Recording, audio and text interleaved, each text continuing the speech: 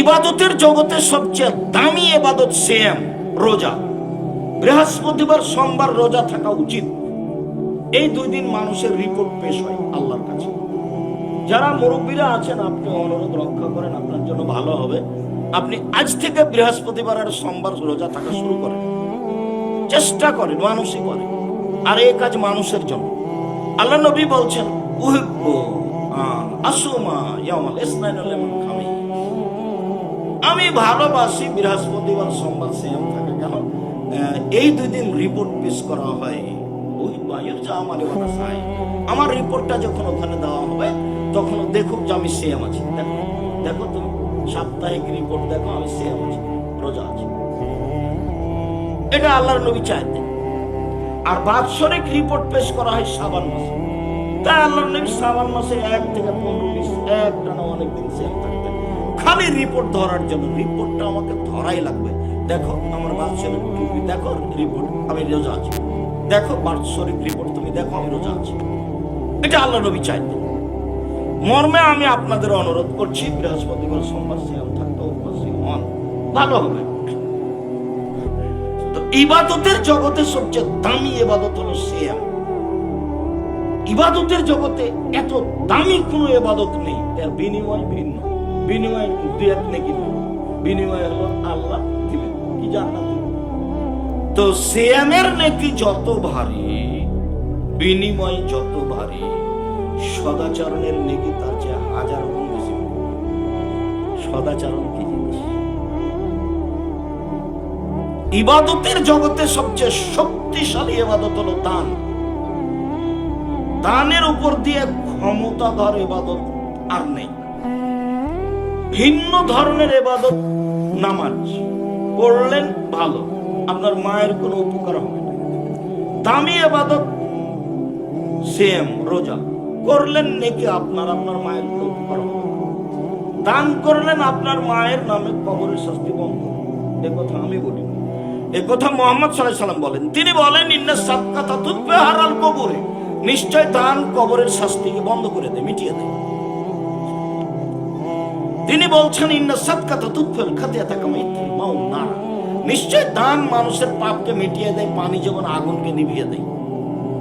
আল্লাহ রাসূল বলছেন, ইন্না সাদকাতা সিররি তুতফিল গাযাবার রাব্বে, গোপন দান আল্লাহর রাগকে মিটিয়ে দেয়। আল্লাহ খুব রাগ করে আছেন আমার পাপের কারণে, দান করব তখন ওই ঠান্ডা হয়ে গেছে।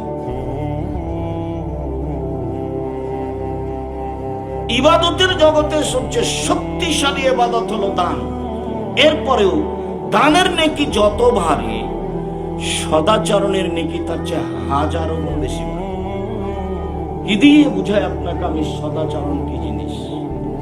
চলে ধারাবাহিক ভাবে সদাচরণের কয়েকটা হাদিস শোনাই, কয়েকটা আয়াত শোনাবো। হাদিস,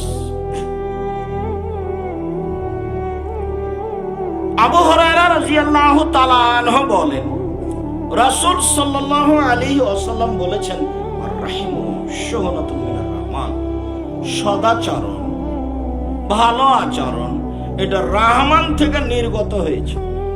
রহমান শব্দটা থেকে এটা বের হয়েছে। তো ফায়াকুলুর রহমান, রহমান বলেন, আল্লাহ বলেন, মান ওয়াসালানি ওয়াসালাহুল্লাহ, মান কাতানি কাতাহুল্লাহ। আল্লাহ বলেন, মান ওয়াসালাকে ওয়াসালতুহু, মান কাতাকে কাতাতুহু। এই সদাচরণ, তোমাকে যে নিবে আমি আল্লাহ তাকে নিব। এই সদাচরণ, তোমাকে যে ছেড়ে দিবে আমি তাকে ছেড়ে দেব। যার সদাচরণ নেই তার আল্লাহ নেই। হাদিস বুখারী মুসলিম। আব্দুর রাজ্জাক সাহেব খেতে পাই কিভাবে? হিন্দু যেভাবে পাই, ইহুদি খ্রিস্টান যেভাবে পাই। উল্লেখ্য যে বিচারের মাঠে ইহুদি খ্রিস্টানের পাপ নেকি ওজন হবে না, কেননা ওদের নেকি নাই। উল্লেখ্য যে বিচারের মাঠে হিন্দুদের পাপ নেকি ওজন হবে না, কেননা তার নেকি নেই। উল্লেখ্য যে যারা আকীদায় মার খেয়েছে, যেমন কাদিয়ানি, শিয়া, এদের পাপ নেকি ওজন হবে না, কেননা তার নেকি নেই। নেকি হওয়ার জন্য দুইটা পাল্লা লাগবে। ফাআম্মা মান খাফফাত মাওয়াজিনু ফাউম্মুহু হাবিয়া, যার নেকির পাল্লা হালকা হবে তার থাকার জায়গা হবে অতীব গভীর গহ্বর হাবিয়া। আমাদরাকা মাহিয়া, মুহাম্মদ সাল্লাল্লাহু আলাইহি ওয়াসাল্লাম আপনি কি বলতে পারেন গভীর গহ্বর হাবিয়া নামক জাহান্নামটি কি? আমি বলি নারুন হামিয়া, তাহলে জ্বলন্ত উত্তপ্ত আগুন। ফাআম্মা মান সাকুলাত মাওয়াজিনুহু ফাহুয়া ফি শাতির রাদিয়া, যার নেকির পাল্লা ভারী হবে তার থাকার জায়গা হবে অতীব সুখ স্বাচ্ছন্দ্যময় ভালো জীবন, আরাম প্রিয় জীবন। দাড়ি পাল্লা ভারী হলে ভালো, হালকা হলে খারাপ। তো ইহুদিদের পাপ নেকি ওজন হবে না এজন্য যে তাদের নেকি নাই, খ্রিস্টানদের পাপ নেকি ওজন হবে না এজন্য যে তাদের নেকি নাই, হিন্দুদের পাপ নেকি ওজন হবে না এজন্য যে তাদের নেকি নাই, আকীদায় যারা মার খেয়েছে তাদেরও নেকি নাই। তো নেকি আছে যারা মুমিন পুরুষ নারী পাপ করে, নেকি করে, পাপ করে, শয়তানি করে, অন্যায় করে, এদের। তো ওদের কিভাবে জাহান্নামে দেওয়া হবে ওদের ব্যাপারে আল্লাহ বলছেন ফায়ুখাযু বিন-নাওয়াসি ওয়াল আকদাম, ওদের মাথার সম্মুখ এবং পা ধরে জাহান্নামে নিক্ষেপ করা, তাদের কোনো হিসাব নিকাশ নেই।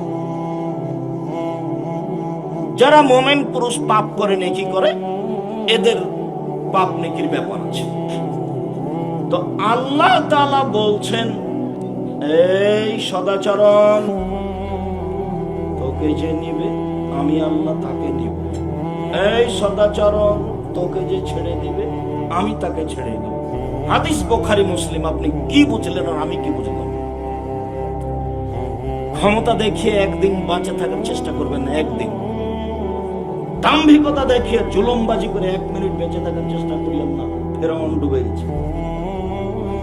ক্ষমতা দেখিয়ে দলীয় দাপটে মানুষকে জেল হাজতে দেওয়ার চেষ্টা করিয়েন না, বেশি দিন টিকা যাবে না, ফেরাউন ডুবে গেছে। 1 মিনিট বেঁচে থাকার চেষ্টা করিয়েন না জোর করে। দিয়ারের জমি ধান কাটার সময় যখন আইল মাপবেন, এখন তো আইল সব ক্লিয়ার হয়ে গেছে, মাপার সময় যখন ফাঁড়ি দিবেন মধ্যে যেটা ধান পড়েছে সেটা ওর দিকে দিবেন, নিজের দিকে দিয়েন। এই জন্য যে ফাঁড়ি আপনি দিচ্ছেন, কাজেই মঞ্জির মধ্যের ধানটা আপনি নিজের দিকে দেন, তাহলে আপনি বিপদে পড়েছেন। কাউকে গালি দিয়ে, জুলুমবাজি করে, অপমান করে, ঝগড়া করে, মানুষকে খাটো করে জান্নাত কিনা যাবে না। এইসব মানুষ জালেম, জুলুমবাজি করে বাঁচার চেষ্টা করি আমরা, ভালো হবে না। ভালো। আয়েশা রাদিয়াল্লাহু তাআলা আনহা বলেন আল্লাহর নবী বলেছেন আর রাহিমু মুআল্লাকাতুল বিল আরশ, সদাচরণ আরশের সাথে ঝুলন্ত।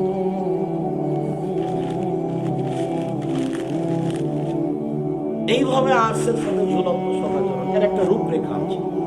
ভালো কথা, ভালো কর্মের একটা রূপরেখা সদাচরণ। সদাচরণ নিজে বলছে মান ওয়াসালানি ওয়াসালাহুল্লাহ, যে আমাকে নিবে আল্লাহ তাকে নিবেন। ওমান কাতানি কাতাহুল্লাহ, যে আমাকে ছেড়ে দিবেন আল্লাহ তাকে ছেড়ে দিবেন। হাদিস বুখারী মুসলিম। তাহলে ওই যে লোকটা জুলুমবাজি করছে, তা আপনি তো মনে করলেন যে আমাকে গালিও দিল, মারলো, আল্লাহ তো জয়ী হলো, সবই তো তারই হলো, এটা তো আপনি মনে করছেন। আসলেই কি তাই? আজ কিন্তু বয়স 40, তারপরে দেখলেন একদিন 60, তারপরে দেখলেন আর নাই। আপনি যাদেরকে আপনাদের গ্রামে দেখেছিলেন তারা কিন্তু কেউ নেই, সবাই চলে গেছে। খুব সাবধান। যত লোক আমার সামনে আছেন, দিনী বোন যারা সামনে যায়, ছেলে ওখানে কে কথা বলছে শুনতে পাও না? আপনারা যদি আমাদের সহযোগিতা করেন তাহলে মুখ বন্ধ করে করবেন। আর মহিলা মানুষ, আপনাকে আমি অনুরোধ করছি আপনি কথা বলিয়েন।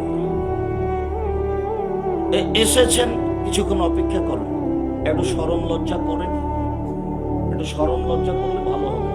আর একজন যদি আপনার গায়ের উপর চড়ে চলে যেত, আপনি মুখ করবেন। আর একজন আপনার গায়ে পা দিয়ে লাথি মেরে চলে গেছে, তো আপনি মুখ করবেন। সদাচরণ কাকে বলে সেটা তো আমি বুঝাতে পারলাম না। ভ্যানে উঠে বসে আছেন আপনি, অটোতে, তো আর একজন উঠেছে, উঠার সময় তো একটু তাড়াহুড়া করে উঠেছে, তো ওর ব্যাগটা আপনার মাথার সামনে এসে লেগে গেছে, আপনার মাথায় লেগে গেছে। আপনি যে বললেন যে তোর কপালে চোখ নাই, এটা যদি আপনি হতেন, আপনি যদি বলেন যে তোর কপালে চোখ নাই, গাড়িতে উঠার ঢং নাই, মোটা মানুষ, আপনি যেটাই বলবেন আপনি ভালো মানুষ নন, এটাই ঠিক। আপনি ভালো মানুষ নন, এটাই চূড়ান্ত। আপনি যদি বলতে পারেন আচ্ছা যাক যাক মনে কিছু না, বস বস বস, তাহলে আপনি ভালো মানুষ। সদাচরণ কিনে পাওয়া যায় না, এটা বাজারে বিক্রি হয় না। ভালো কথা ভালো কর্মের নাম সদাচরণ। আজ থেকে জিন্দিগিতে আর কোনোদিন দাঁত তোলা কোনো কথা বলতে হবে না, স্বাদ মিটিয়ে নেওয়া কোনো কথা বলতে হবে। আমি 90 সাল থেকে বক্তব্য দিচ্ছি, 90 সাল 33 বছরে আমি কোনোদিন কাউকে সামনে রেখে কাউকে নিয়ে কথা বলি, কোনো দল, কোনো মাঝাব, কোনো ব্যক্তি। ও যদি আমাকে একবার ধুয়ে ছেড়ে দিয়েছে তবে আমি কিছু বলি। অন করি তখন দেখি কি খুব গালি দেয়, খুব গালি দিতে দিতে যখন থেমে যায়, বন্ধ হয়ে যায়, তখন আমি আবার রিং দিয়ে বলি ভাইজান আপনার মনে হয় টাকা শেষ হয়ে গেছে, আপনার মনে হয় গালি শেষ হয়নি, তো মনে করলাম যদি আরো কিছু বলার থাকে তো আপনি বলে নেন। ওর কথা আমার কোনো প্রতিক্রিয়া করে না। ও যে আমাকে এমন ভাবে গালি দিল, আমার মা থেকে শুরু করে ও বিবেচনাই করতে পারে না, মানে ও হিসেবই পায় না এভাবে বলছে কিভাবে। আমি গ্রামের মানুষ, আমি আপনার সাথে আছি, এই কথাই ঠিক। চাঁপাইনবাবগঞ্জে আসলে আমার সবচেয়ে বেশি আফসোস হয় আমার দিনী বোনদের ব্যাপারে, যারা মহিলা বৈঠক করে ধর্মের নামে মিথ্যা কথা ছড়াচ্ছে। বিশ্বাস রাখুন, চাঁপাইনবাবগঞ্জ আমার বাড়ি, আপনি আমার দিনী বোন, আপনি আমার দিনী ভাই। আমি আব্দুর রাজ্জাক বিন ইউসুফ দিন রাত বলছি, জাতির যদি রাস্তাঘাট করে দিতে না পারি, জাতির যদি স্কুল কলেজ করে দিতে না পারি, জাতিকে চূড়ান্ত সঠিক ধর্ম দিতে পারবো ইনশাআল্লাহ। ধর্মের ব্যাপারে জাতিকে ফাঁকি দিয়ে পরকাল হারাতে রাজি নই আমি। আপনি কোরআন হাদিস বেশি বুঝেন আমার চেয়ে, এ কথাই ঠিক। আমি বেশি পড়ি, এ কথাই ঠিক। আমি 26 বছর থেকে ফতোয়া কলমে লিখি। দেখি আপনার হুজুরকে বলেন তো 26 বছর থেকে ফতোয়া কলমে লিখে নাই। আমি চলে গেলাম, উনি বলে দিন না আপনারা ভুল বলেছেন, এই তো সরকার মানুষ অনেক কথা। কিন্তু আপনি তাকে জিজ্ঞাসা করে দেখেন, আপনি আমাকে জিজ্ঞাসা করেন, আমি 26 বছর থেকে এই হাতে ফতোয়া লিখছি। 26 বছর থেকে, 6 বছর থেকে আমি ফতোয়া পরিচালনা করি। আমার সামনে বড় বড় বিদ্বান বসে থাকেন দেশ বিদেশের, যাদের লক্ষ টাকা বেতন, যাদের খানা থাকা পানি নেই। আমি তো গরিব মানুষ, সাধারণ প্রতিষ্ঠানের ভিতরে থাকি, লবণ ভাত খাই। আর যারা প্রতিষ্ঠানে বড় বড় শিক্ষক বিদ্বান, ওরা বাহির থেকে এসেছে, ওদের বেতন প্রায় লাখের মতো, ওদের থাকা খাওয়া ভিন্ন। ওদের থাকা খাওয়া আমরা কোনদিন খাই না, আমি খাই। 14 তারিখ থেকে আসবে মদিনা বিশ্ববিদ্যালয়ের চলমান ডক্টর জায়েদ আল জোহানি, আপনাদের জামিয়া সালাফিয়া ডাঙ্গিপাড়া রাজশাহীর শিক্ষক, তিনি উনি আসছেন পড়াতে। এটা আপনাদের জামিয়া সালাফিয়া। আমি সাধারণ মানুষ, তবে আমার একটা বুকের সাহস আছে। আমি 88 আগস্টের 20 তারিখ রোজ বুধবার থেকে শিক্ষক। প্রথম দিন থেকে আমি বুখারী মুসলিম পড়াই। 88 আগস্টের 20 তারিখ রোজ বুধবার থেকে আমি শিক্ষক। 90 সাল থেকে আমি জাতির সামনে কথা বলি। দীর্ঘ 33 বছর আমি কোনোদিন অপ্রয়োজনীয় বাক্য বলিনি, কিসসা কাহিনী বলিনি জীবনে। আমি আপনাকে বলছি দুইটা দাবিতে আমি প্রাণপণে চেষ্টা করি সত্য কথা বলার, এই জন্য আপনি আমার কথা মানার চেষ্টা করবেন। দ্বিতীয় দাবি, আমি চাঁপাইনবাবগঞ্জের মানুষ, এটা আমার জন্মভূমি, আবার এটা আমার খালুর জন্ম এলাকা, আমার খালুর বাড়ি। আমি সেই সুবাদে আপনার কাছে আরো জোরালো দাবি জানাচ্ছি যে আমি যেটা বলছি, আমি মানুষ, ভুলের ঊর্ধ্বে নই। তবে আপনি আমার কথা মেনে চলার চেষ্টা করেন। আপনি আমার দিনী বোন, আপনি আমার সাথে পরামর্শ করেন। আপনি দিনী বৈঠক করেন, আপনি আমার সাথে পরামর্শ করেন, আপনার জন্য ভালো। আপনি আমার অনুরোধ রক্ষা করেন। আপনি আমাকে উপেক্ষা করে, তিতিক্ষা করে তো চলে গেলে আসে যায় না কিছু, তবে আপনি ভুল পথে আছেন, এই কথাই ঠিক। সে যেই বলুক না কেন, আপনি বলবেন যে বুবু নামাজ পড়ার সময় শাড়ি পরে নামাজ পড়লে ল্যাঙ্গট করে পড়তে হয় বুবু, তো মিথ্যা কথা আপনি বলছেন। বিসমিল্লাহ বললে এত কিছু হয় বুবু, আপনি তো মিথ্যা কথা বলছেন। সাতকুল পড়লে এত কিছু হয় বুবু, আপনি মিথ্যা কথা বলেছেন। সূরা ইয়াসিন পড়লে এত কিছু হয় বুবু, আপনি মিথ্যা কথা বলেছেন। সাত হামিম পড়লে এত কিছু হয় বুবু, আপনি মিথ্যা কথা বলেছেন। বুবু সব কথাই মিথ্যা, বুবুর কথা নাকি বুখারী মুসলিমে আছে। তাহলে হিসাব বুবুর কথা বুখারী মুসলিম নয়, এই কথাই চূড়ান্ত। আমি এই গ্রামের মানুষ, বারবার বলছি, এই কথা বলে আমি আপনাকে কষ্ট দিতে চাইনি। জাতির যদি রাস্তাঘাট করে দিতে না পারি, জাতির যদি স্কুল কলেজ করে দিতে না পারি, জাতিকে চূড়ান্ত সঠিক ধর্ম দিতে পারবো ইনশাআল্লাহ। ধর্মের ব্যাপারে জাতিকে ফাঁকি দিয়ে আমি পরকাল হারাতে রাজি নই। বাংলাদেশের সর্ববৃহৎ প্রতিষ্ঠান জামিয়া সালাফিয়া, বাংলাদেশের সবচেয়ে বড় প্রতিষ্ঠান জামিয়া সালাফিয়া, শিরক মুক্ত প্রতিষ্ঠান জামিয়া সালাফিয়া, বিদআত মুক্ত প্রতিষ্ঠান জামিয়া সালাফিয়া, দল মুক্ত প্রতিষ্ঠান জামিয়া সালাফিয়া, সংগঠন মুক্ত প্রতিষ্ঠান জামিয়া সালাফিয়া, হিংসা মুক্ত প্রতিষ্ঠান জামিয়া সালাফিয়া। জামিয়া সালাফিয়া প্রায় ৫,০০০ ছেলে মেয়ে পড়াশোনা করে, ৩০০ জন শিক্ষক শিক্ষিকা আছে, ৩২ লক্ষ টাকা মাসে বেতন লাগে, দেশ বিদেশের শিক্ষক, ৪১০ জন এতিম আছে। এদেশের সর্ববৃহৎ প্রতিষ্ঠান। আমার মনে বড় সাধ, আমি এদেশের মাটিতে উন্নত মানের প্রতিষ্ঠান গড়বই গড়বই, যেখানে ছেলে মেয়ে বাংলা ইংরেজি আরবি উন্নত মানের শিক্ষা অর্জন করে জাতির অন্যায়ের বিরুদ্ধে লড়বে, মুখে কলমে মিডিয়ায় লড়বেই লড়বে। মুখে আছি, মিডিয়াতে আছি, কলমে আছি, কলম আমার সাথে আছে, মিডিয়া আমার সামনে আছে, মুখে আমি বাস্তবে আছি। আর হাজারো ছেলে মাঠে আসবে ইনশাআল্লাহ, যারা মুখে কলমে মিডিয়ায় মাঠে থাকবে ইনশাআল্লাহ। আমার এটা জোরালো দাবি। আজকের আলোচনা হলো সদাচার, ভালো আচরণ, মুখের ভালো কথা, কর্মের ভালো কর্মের নাম সদাচার। কোনোদিন মুখ দিয়ে কাউকে কষ্ট দেওয়ার চেষ্টা করবেন না। আল্লাহ নবী বললেন, পৃথিবীর মানুষ শোনো, মাইয়া জামানলি মা বাইনা লাহিয়াই হ মা বাইনা রিজলাই হাত মালাহুল জান্নাহ। কেউ যদি দুইটা জিনিসের জিম্মেদারি নিতে পারে, আমি মুহাম্মদ সাল্লাল্লাহু আলাইহি ওয়াসাল্লাম তাকে জান্নাতে নিয়ে যাব, তার জিম্মেদারি নিলাম। হাদিস বুখারী মুসলিম। এক, মানুষ যদি তার মুখ দিয়ে কারোর বদনাম করবে না, বিরোধিতা করবে না, তার পিছনে লাগবে না, মুখ দিয়ে কাউকে কষ্ট দিবে না, এই জিম্মেদারি যদি নিতে পারে। দুই, জেনায় লিপ্ত হবে না।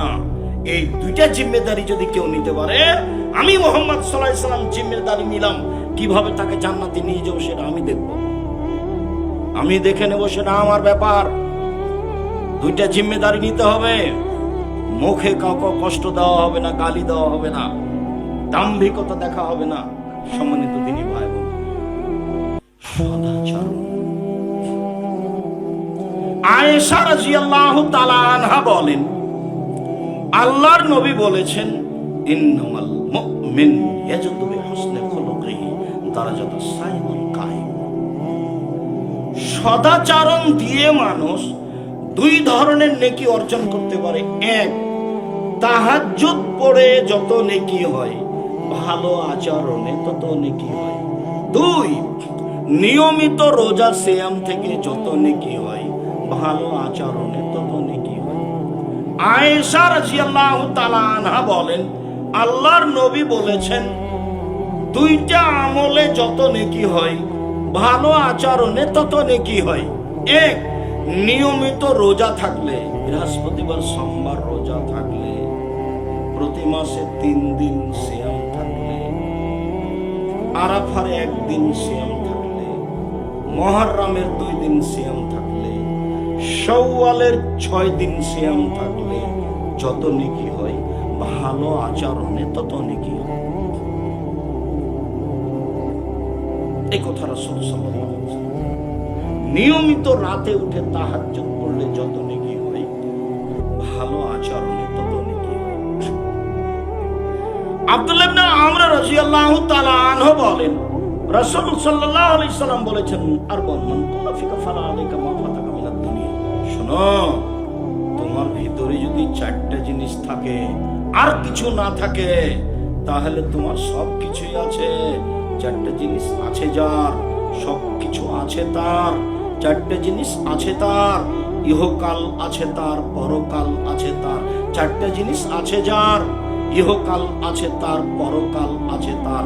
চারটে জিনিস নেই যার, কোনো কিছু নেই তার। চারটে জিনিস আছে যার, সব কিছু আছে তার। এক, হুসনু খালিকাতিন, ভালো আচরণ। দুই, হিফজ আমানাতিন, আমানতের রক্ষা। টাকা পয়সা মসজিদের সভাপতির কাছে থাকে, যেইভাবে টাকা রেখেছে সভাপতিকে ওইভাবে ফেরত দিতে। তিন, সিদ্ক হাদিসিন, সত্য কথা, মিথ্যে কথা বলে পার হওয়ার চেষ্টা করতে হবে। চার, ইফাতান বিতমাতিন, বৈধ রুজি, বৈধ রুজি যার, সবকিছু তার। চারটা জিনিস যার, সবকিছু তার। চারটা জিনিস আছে যার, সবকিছু আছে তার। চারটে জিনিস আছে যার, ইহকাল আছে তার। চারটে জিনিস আছে যার, পরকাল আছে তার। এক, ভালো আচরণ, হুসনু খালিকাতিন, এই কথা মুহাম্মদ সাল্লাল্লাহু আলাইহি ওয়াসাল্লাম। সিদকু হাদিসিন, সত্য কথা। হিফজ আমানাতিন, আমানতের রক্ষা। ইফাতুন বিতমাতিন, বৈধ রুজি, বৈধ রুজির চেষ্টা করবেন সবসময়। চারটা কথা মনে রাখিয়ে। এক, 5 ওয়াক্ত সালাত। 2, হালাল রুজি। 3, কোরআন তেলাওয়াত। 4, আড্ডা পিটা চিরদিনের জন্য হারাম। দোকানে বসে 2-3জন মিলে কথা বলবেন না, আড্ডা পিটা চিরদিনের জন্য হারাম। আড্ডা পিটা 3 ভাবে হয়ে থাকে। 1, 5 জন মিলে গল্প করছে, এর নাম আড্ডা পিটা। 2, মোবাইল নিয়ে ল্যাংটা ছবি দেখছে, কথা বলছে, এর নাম আড্ডা পিটা। 3, টিভি নিয়ে দিন রাত কাটাচ্ছে, এর নাম আড্ডা পিটা। লন্ডনে একটা জিনিস দেখলাম, সামাজিকতা তারা কোরআন থেকে হাদিস থেকে নিয়ে নিয়েছে। তাদের কাছে কোনো সময় অপচয় নেই, সব কাজ নিজের কাজ নিজে, টয়লেট নিজে পরিষ্কার করে, রাজা ধীরাজ সবাই।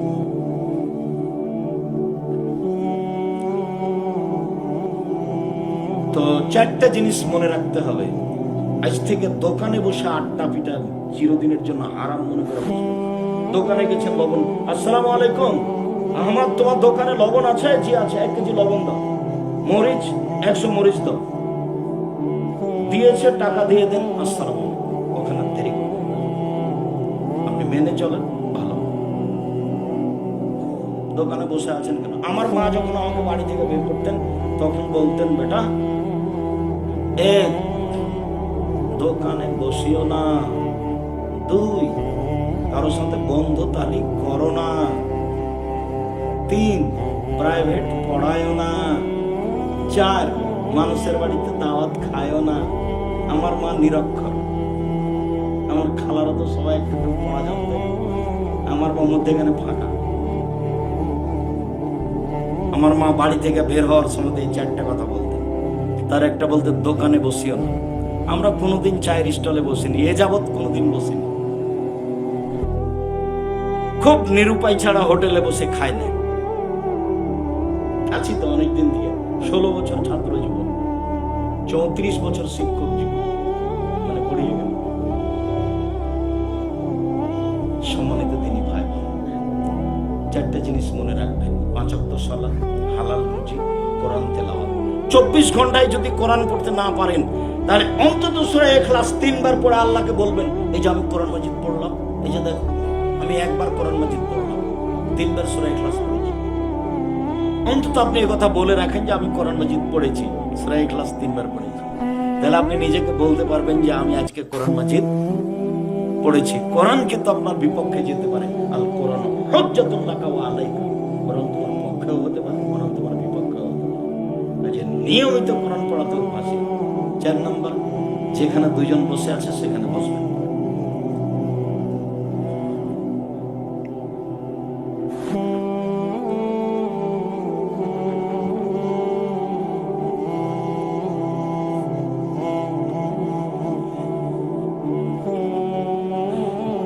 সম্মানিত দ্বীনী ভাই বোন, আবু হুরায়রা রাদিয়াল্লাহু তাআলা আনহু বলেন, রাসূল সাল্লাল্লাহু আলাইহি সাল্লাম একদা বললেন, ইন্না ফিল জান্নাতে গোরাব ইরা যাহিরুহা মিন বাতিনিহা ওয়া বাতিনুহা মিন জাহিরিহা। জান্নাতে কতগুলি এমন দামি দামি ঘর আছে যার বাহির থেকে ভেতর দেখা যায়, ভেতর থেকে বাহির দেখা যায়, খালি টক টক টক টক করছে। খুব দামি ঘর, উন্নত মানের পদার্থ দিয়ে তৈরি। তো সাহাবীগণ বলছেন, লিমান হাজিহি, এত দামি ঘর কে পাবে? তখন আল্লাহ রাসূল এক নম্বরে বললেন, লিমান আলানাল কালামা, যার মুখের ভাষা নরম, যার সদাচরণ আছে সেই পাবে। সদাচরণ আছে যার, দামি জান্নাত তার। সদাচরণ আছে যার, দামি জান্নাত তার। পরে আল্লাহ রাসূল আরো কয়েকটা কথা বলেছেন, ও আদামাস সিয়ামা, নিয়মিত নফল রোজা থাকে। ও আদামাত তোয়ামা, দুস্থ গরিব মানুষকে খেতে দেয়। ও সাল্লা বিল্লাহি ওয়ান নাসু নিয়াম, মানুষ যখন ঘুমিয়ে তখন তাহাজ্জুদ পড়ে। এক নম্বরে আছে সদাচরণ যার, দামি জান্নাত তার। সদাচরণ যার, দামি জান্নাত তার। চলো, আয়েশা রাদিয়াল্লাহু তাআলা আনহা বলেন, একদা একদল ইহুদি এসে আল্লাহর নবীকে বলল, আসসালামু আলাইকুম, আপনার মরণ। আল্লাহর নবী বললেন, ওয়ালাইকুম। কথা শেষ, পাল্টাপাল্টি হয়ে গেছে। কিন্তু আল্লাহর নবী যে বললেন ওয়ালাইকুম, আয়েশা রাদিয়াল্লাহু তাআলা আনহা এটা শুনতে পারেন। উনি এখন পিছন থেকে বলছেন, আসসালামু আলাইকুম, লানাতু আলাইকুম, আল গাযাবু আলাইকুম, মরণ তোমাদের হোক, তোমাদের উপর অভিশাপ হোক, তোমাদের উপর গজব নাযিল হোক। একসাথে তখন আল্লাহ রাসূল বলছেন, আয়েশা আলাইকা বিরিফকি ওয়া ইয়াকা ওয়াল উনফা ওয়াল ফুশা, ইন্নাল্লাহ ঈত বিরিফকি মা লা ঈত বিল উনফা। নরম, কঠোর হয়, কর্কশ হয়। আল্লাহ নরমের মাধ্যমে যত দেন, কঠোরতার মাধ্যমে তত দেন না। আচরণ নরম কর, আল্লাহ তোমাকে অনেক কিছু দেবে। কঠোর হয়ে কিছু জোর করে করবা, দেখবা যে পরের দিন আর সেটা নেই, চলে গেছে। ক্ষমতা চিরদিন থাকে না মানুষের। যেহেতু ফেরাউন ডুবেই গেছে, কাজে মানুষের ক্ষমতা একদিন না একদিন শেষ হয়ে যাবে। আমি আর আপনি যতই কষ্ট পাই, মানুষের ক্ষমতা চিরদিন থাকে না। মুখবাজি ক্ষমতা, গালি দেওয়া ক্ষমতা, জেল হাজতে দেওয়া ক্ষমতা, দাঙ্গাবাজি ক্ষমতা, কোনো ক্ষমতাই চিরদিন থাকে না। কাজে আপনি উশৃঙ্খলতামূলক কিছু কাজ করতে যায়, ও তো পারে। আল্লাহ আজিজ, আল্লাহ হচ্ছেন পরাক্রমশালী। আল্লাহ একাবো বাহা, কাউকে ধ্বংস করে দিলে তিনি পরোয়া করেন না, কি হবে?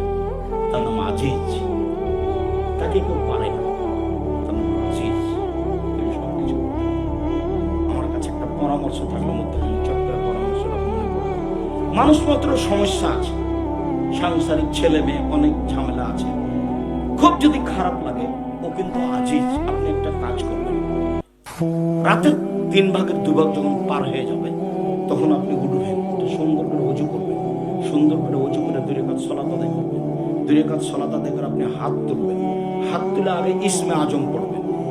ইসমে আজম পড়ার পরে দুরুদে ইব্রাহিম পড়বেন। দুরুদে ইব্রাহিম পড়ার পরে আপনি আপনারটা বলবেন। যদি পাপের ব্যাপার হয়, তাহলে আপনি বলেন, তুমি গাফফার, তুমি রহমান রহিম, আমি বড় পাপী, আমি বড় অপরাধী, তোমার কাছে ক্ষমা ভিক্ষা চাই, আমাকে ফিরিয়ে দিও না, তুমি আমাকে ক্ষমা ভিক্ষা দাও। আর কেউ যদি আপনার উপর জুলুম করে, তাহলে বলেন, তুমি আজিজ, তুমি পরাক্রমশালী, তোমাকে কেউ পারে না। আমি গভীর রাতে তোমার দরবারে হাত তুলে উঠে বলছি, একটা কথা শোনো, তুমি আমাকে নিরাপত্তা দাও। যেভাবে আপনার মনে লাগে, হাত তুলে কথা বললে আল্লাহ হাত ফেরত দেন। হাদিস রাতের 3 ভাগের 2 ভাগ পার হওয়ার পরে আল্লাহকে যেটা বলবেন সেটাই শুনবেন, এটা হাদিস। ইসমে আজম পড়ে আপনি যেটা বলবেন সেটাই গ্রহণ করা হবে। দরুদ না পড়লে দোয়া উপরে যাবে না, ও ঠেকিয়ে রেখেছে। উপরে যাবে না মানুষের, দরুদ না পড়বে। দরুদ ইব্রাহিম পড়বেন, তখন আপনার উপরে যাওয়াটা ফাঁকা হয়ে যাবে। তো আপনি হাত তুলে বলবেন, মানে এখন আল্লাহ হাত ফেরত দিবেন না। তারপর আপনি রাতের 3 ভাগের 2 ভাগ পার হওয়ার পরে বলছেন, মানে এখন শুনবেনই। তারপর আপনি ইসমে আজম পড়েছেন মানে এখন কথা ফেরত হবে না, দরুদ পড়েছেন মানে এখন কথা এখন উপরে যাবে। এখন আপনার মতো বলেন। এখানে আর একটা জিনিস, আল্লাহর কাছে এক ফোঁটা চোখের পানি যত দামি, পৃথিবীর কোন ইবাদত আল্লাহর কাছে তত দামি না। তা আপনার কথাটা যেন চোখের পানি ঝরা অবস্থায় হয়। আর একটা কথা, আল্লাহ রাসূল বলেছেন, চাওয়া কাজটা ওর কাছে যত প্রিয়, পৃথিবীর কোন ইবাদত তার কাছে তত প্রিয় নয়। চাইলেই খুশি। আমরা তো বোকা মানুষ, খালি মানুষকে গালি দিয়ে মরল। যে যত আমার উপরে জুলুম করলো তাকে তার পাল্টা জুলুম চেষ্টা করলো, শেষ পর্যন্ত না পারলে তাকে গালি দিয়ে মনটাকে ঠান্ডা করলো। এটা কিছু বললাম, কত ভাষায় চাপাই নামাজের ভাষাতে একবারে লুটে খেয়ে নিল। গালি দিয়েন না, অত কিছু বলে লাভ নেই। গালি অনেক কিছু দিলেন, শেষ পরে কি হলো বলেন তো দেখি। আমার ছাগলে আপনার সিম গাছ খেয়ে নিয়েছে, সিম গাছ একবারে সিম ধরা ধরা, মনটা এতই কষ্ট পেল। অনেক গালি দিলাম, খুব গালি দিলাম, খালি অন্তর পিছাচ্ছে। তারপর বলেন তো সন্ধ্যার সময় গাছের কি খবর? গাছ তো গেছে, ভুল করি না। আয়েশা রাদিয়াল্লাহু তাআলা আনহা বলছেন, আলাম তাসমা মা কালু, আপনি শোনেননি ওরা কি বলল? তখন আল্লাহ রাসূল বলছেন, আলাম তাসমাই মা কুলতু, তুমি শোনোনি আমি কি বলেছি? ওরা বলেছে আসসালামু আলাইকুম, আপনার মরণ হোক। আমি বলেছি ওয়ালাইকুম, তোমাদের হোক। তো তুমি এত কিছু পাল্টা বললে কেন? সদাচার, নরম আচরণ। সম্মানিত দিনী ভাই বোন, নরম আচরণের ব্যাপারে আল্লাহ তাআলা বলেন, ইদফা বিল্লাতি হিয়া আহসান। মুহাম্মদ সাল্লাল্লাহু আলাইহি ওয়াসাল্লাম, আপনি মানুষকে যেটা উত্তর দিবেন, ও যা বলেছে তার চেয়ে আপনারটা ভালো হতে হবে। আপনার তো খুব মন খারাপ, ও তো আপনার ছেলের নামে মামলা করে নিয়েছে, আপনি কেমনে তার চেয়ে ভালো বলবেন? ও তো আপনার চাঁপাই নমজের ভাষাতে শালা বলে গালি দিয়েছে, এখন আপনি কি দুলাভাই বলতে পারবেন? দুলাভাই বলতে হবে, তাহলে সদাচরণ টিকবে। আপনি যদি এবার ক্ষমতা দেখান তুই কে রে, তাহলে এটা টিকবে না। আবার শুনুন, মহান আল্লাহ বলেন, ইদফা বিল্লাতি হিয়া আহসান। মুহাম্মদ সাল্লাল্লাহু আলাইহি সাল্লাম, ও যা বলেছে আপনি তার চেয়ে সুন্দর উত্তর দেন, ভালো দেন। এই বাক্যটার বিচার করেন তো কিভাবে করবেন? কথা কি বোঝা যায়? আল্লাহ আমাদের নবীকে বলছেন, আল্লাহ আমাদের নবীকে বলছেন, জাদিলুহুম বিল্লাতি হিয়া আহসান। মুহাম্মদ সাল্লাল্লাহু আলাইহি সাল্লাম, যখন মানুষের সাথে তর্ক বিতর্ক হবে, ঝগড়া হবে, ও যা বলেছে আপনি তার চেয়ে উত্তম বলবেন। একটা কথা, উমামা বাহেলি রাদিয়াল্লাহু তাআলা আনহু বলেন, কথা মনে রাখতে হবে। উমামা বাহেলি রাদিয়াল্লাহু তাআলা আনহু বলেন, আল্লাহর নবী বলেছেন, আনা যাইনুন বিবাইতিন লিমান তারাকাল মিরা ওয়া ইন কানা মুরিক্কান। কেউ যদি তর্ক ছেড়ে দেয়, সত্য হলেও তর্ক। কি তর্ক? আব্দুর রাজ্জাক বিন ইউসুফ এটা বলেছেন, আরে না এটা বলেছেন, আরে না এটা বলেছেন। আসসালামু আলাইকুম ভাই, আপনার সাথে আমি তর্ক করতে রাজি নাই, আপনি থাকেন, আমি গেলাম। সত্য হলেও যে তর্ক করবে না, আমি মুহাম্মদ সাল্লাল্লাহু আলাইহি সাল্লাম তাকে জান্নাতে একটা ঘর নিয়ে দেব। হাদিস সহিহ। এদেশে একটা বই পাওয়া যায়, উপদেশ। উপদেশে একটা আলোচনা আছে সত্য মিথ্যা।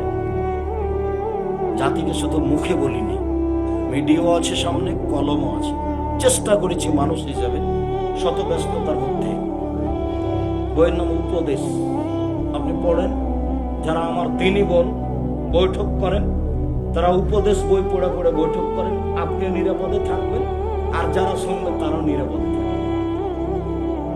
উপদেশের আজকে আপনি বলবেন কোনটা আলোচনা করবেন, উপদেশ থেকে আজকে নেবেন খাওয়া ও পান করার নিয়ম। দেখি কোথায়? এই যে এখানে খাওয়া ও পান করার নিয়ম। আপনি যদি মুখস্থ নাও করতে পারেন, ওইটাই দেখে দেখে পড়েন। 10টা হাদিস আপনি যদি পড়েন, 2টা আয়াত, তাহলে আল্লাহর নবী খাওয়া পান করার ব্যাপারে যা বলেছেন সেটা আপনি বললেন, এতে বরকত হবে। একদিন ঢাকা বিমানবন্দরে আমাকে একটা লোক খুব শক্ত করে বলছে, সালাম দিই। কত শক্ত ভাবে না বললে হয় না? জি হয় না, এই জন্য শক্ত নরম করে বললো তো খুব জোরে চিৎকার করে বলছে একই কথা, না নরম করে বললো। আমি বলছি নরম করে বললে হবে না, এই জন্যই শক্ত। তো পরিস্থিতি যখন বেগতি, তখন আমি বলছি এখন বিমানবন্দর জরিপ করা হোক, বাংলা ভাষায় যারা বক্তব্য দেয়, আমি আব্দুর রাজ্জাক বিন ইউসুফ আমার কথা মানুষ বেশি মানে, এটা যদি প্রমাণ না হয় আমি আর কথা বলবো। তখন বলছে আমি আপনার কথায় পরিবর্তন হয়েছি, আলহামদুলিল্লাহ। আমার একটা সাথ ছিল, কোনোদিন যদি আপনার সাথে দেখা হয় তাহলে আপনার মতো কথা আপনার সামনে নকল করব, এই জন্য আপনার সামনে জড়িত।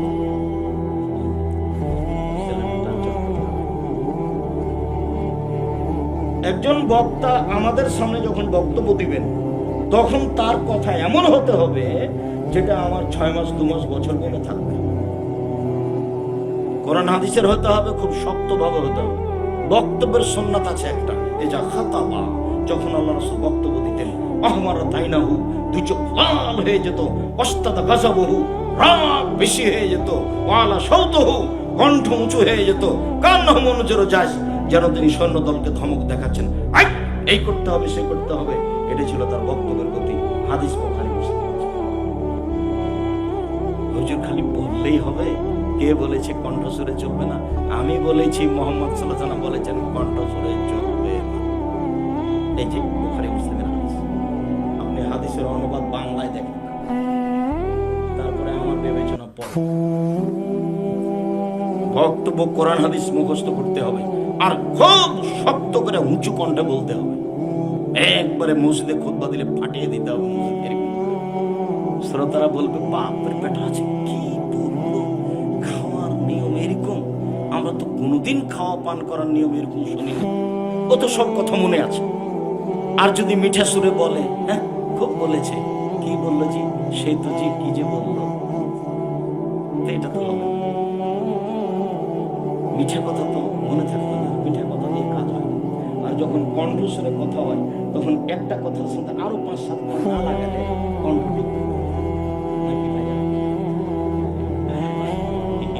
কণ্ঠস্বরে বক্তব্য দিলে একটার সাথে আরো 5টা কথা না লাগালে, মাঠে ঘাটে গ্রামে গঞ্জে এরকম না বললে কণ্ঠটা কি হবে না, টিকবে না, মিল খাবে।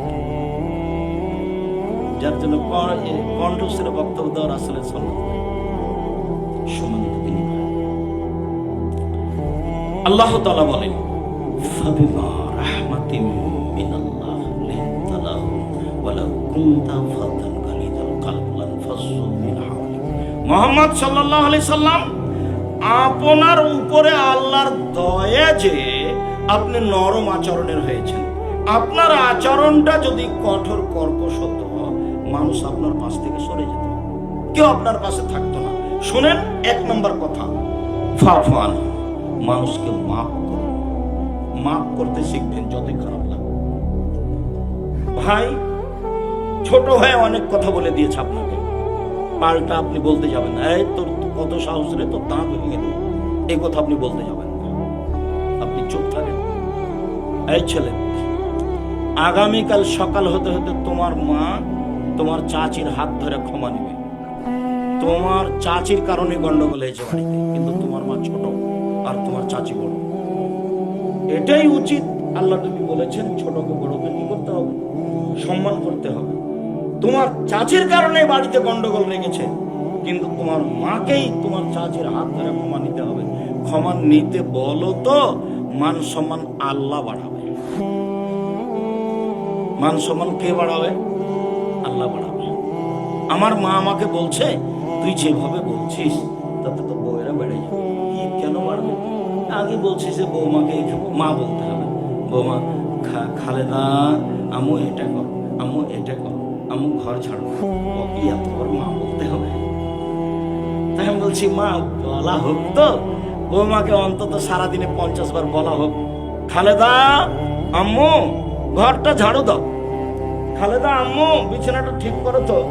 সারাদিন আপনি আম্মা বলেন তো দেখি বৌমা কি বলে।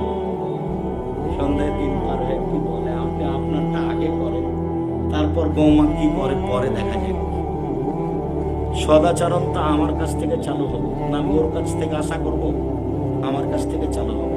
আল্লাহ নবী বলছেন লাইসাল ওয়াসিলু বিল মুকাফি ওয়ালাকিনাল ওয়াসিল ইজা কুতিয়াত রাহিমু ওয়া সালাহ। ও আমাকে ভালোবাসে, ভালো আচরণ দেখায়, সেই জন্য আমি তাকে দেখাবো, এর নাম ভালো আচরণ নয়। ও যত কাটে তত জোর দিতে হবে, যত কাটে তত জোর দিতে হবে, তার নাম ভালো আচরণ।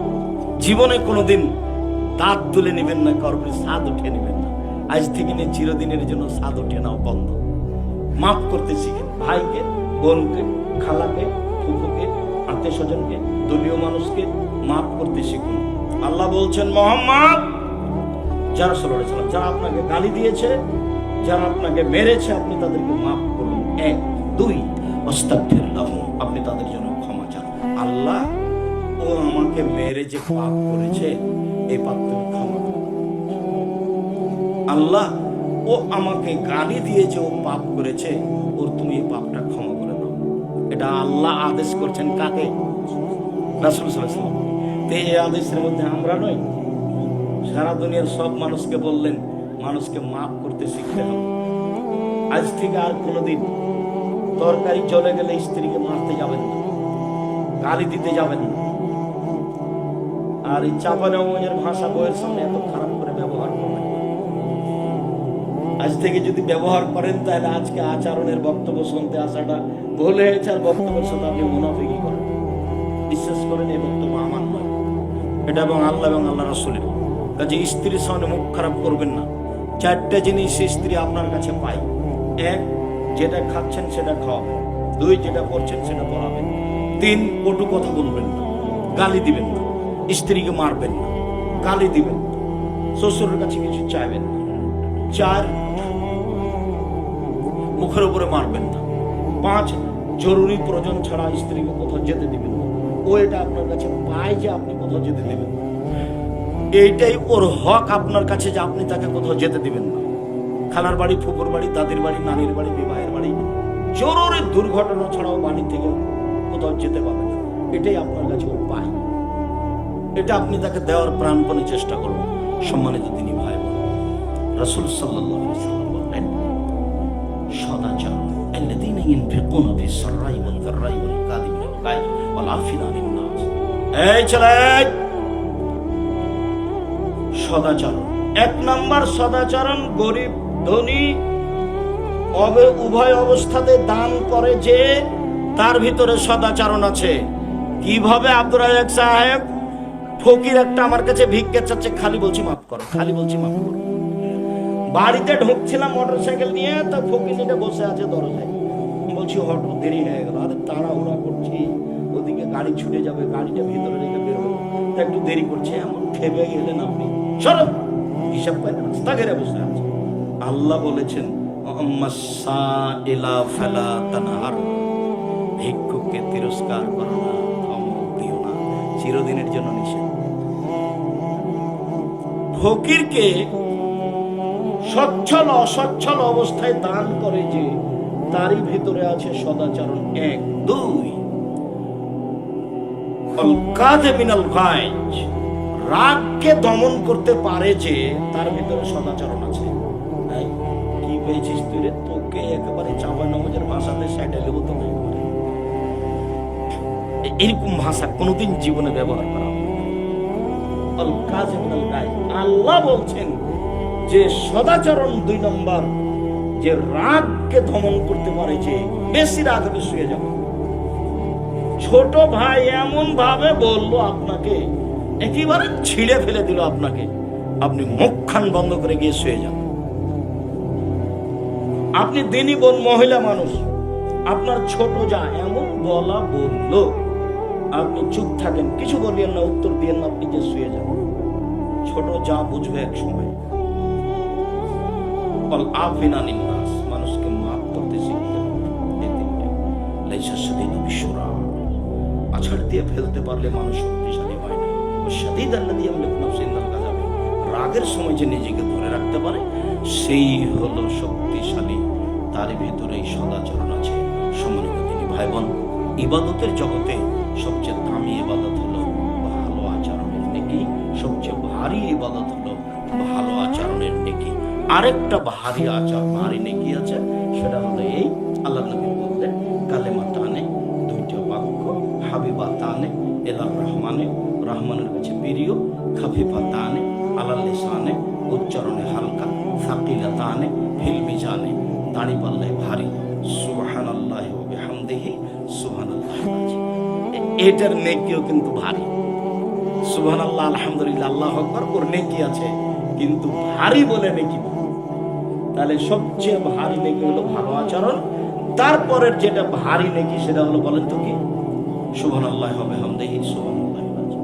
সম্মানিত দিনী ভাই বোন, আমি আপনাদেরকে আলোচনার শেষে এসে বিনীতভাবে অনুরোধ জানাচ্ছি যে এইটা একটা মাদ্রাসা উপলক্ষে প্রোগ্রাম।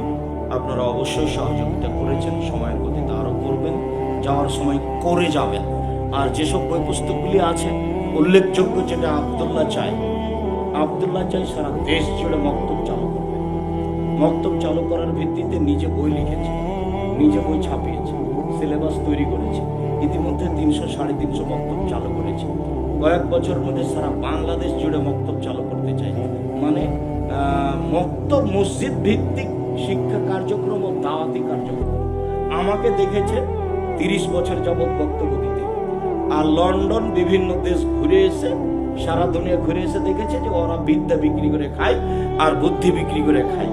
অতএব বিদ্যা বুদ্ধি মক্তব থেকে শুরু হতে হবে। সেই সুবাদে মক্তবের বই ছাপিয়েছে, সিলেবাস তৈরি করেছে, সেই সুবাদে মাঠে নেমেছে। আপনারা আব্দুল্লাহর জন্য দোয়া করবেন, তার সাথে সাথ দিবেন এবং বই পুস্তকগুলি তার সংগ্রহ করবেন। একটা বইয়ের নাম হলো আদর্শ শিক্ষা, আর একটা নাম হলো কি কায়দায় জানো, উসমানী কায়দা। আর ওই আল্লামা নওয়াব সিদ্দিক খান ভোপালীর একটা ফিকার বই বাংলা করা হয়েছে, সেটা দেখবেন। আর আমি আব্দুর রাজ্জাক বিন ইউসুফ যত বই পুস্তক লিখেছি, বিশেষভাবে আপনার জন্য নামাজ শিক্ষা যেটা বই, সালাত শিক্ষা, আর যেটা দোয়ার বই, হাত তুলে দোয়া করার বই।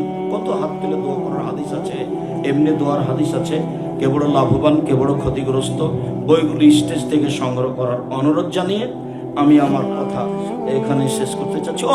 আল ইতিসাম পত্রিকা আছে, এটা হলো গুরুত্বপূর্ণ বিষয়।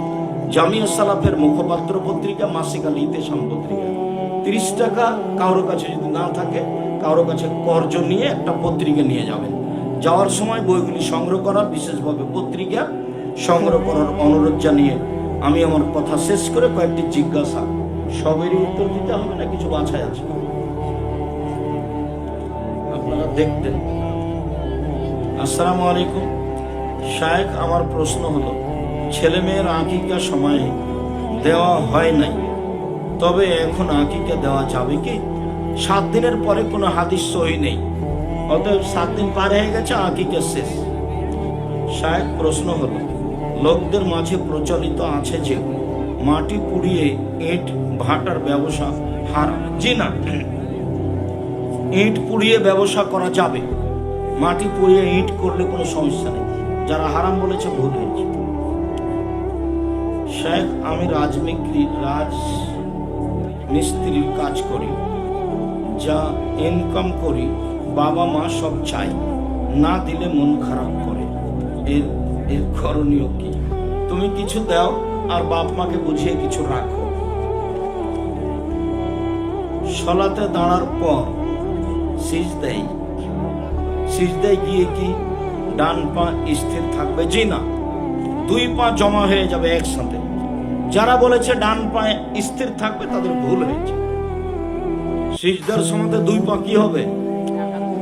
জমা হয়ে। শায়েখ, রুকু পেলে কি রাকাত? জি, রুকু রাকাত।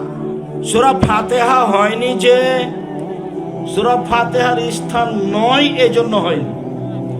সূরা ফাতিহার স্থানে কেউ যদি সূরা ফাতিহা না পড়ে তাহলে সালাত হবে। রুকুকে আল্লাহর নবী রাকাত বলেছেন, এজন্য রাকাত। মসজিদের পাশে কবর থাকলে করণীয় কি? ওই মসজিদে সালাত হবে না। মসজিদের পাশে পূর্বে ডানে বামে কোথাও কবর থাকলে সালাত হবে না। কবর এবং মসজিদের ভিতর দিয়ে আরেকটা ওয়াল দিতে হবে, অন্যথায় মসজিদ সরাতে হবে, অন্যথায় কবর সরাতে হবে। মসজিদের নাম করে অনেকে রাস্তাঘাটে টাকা চেয়ে বেড়ায়। মসজিদের নাম করে এইভাবে রাস্তাঘাটে টাকা চাওয়া ঠিক নয়। আমাদের গ্রামের মসজিদে এখনো